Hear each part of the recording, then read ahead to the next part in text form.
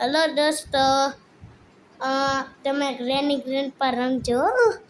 એમાં હું તમને એક મોડ બતાવું. એમાં ગ્રેની ગ્રેન્ડપા ગ્રેની ગ્રેન્ડપાના દાદા નહીં આવે. છે ને એનું નામ છે પ્રેક્ટિસ મોડ. એ તમે રમજો, મજા આવી જશે. ગ્રેની ગ્રેન્ડપા નહીં આવે. અને છે ને તમે જે સ્કેપ કરવો એ કરી લેશો.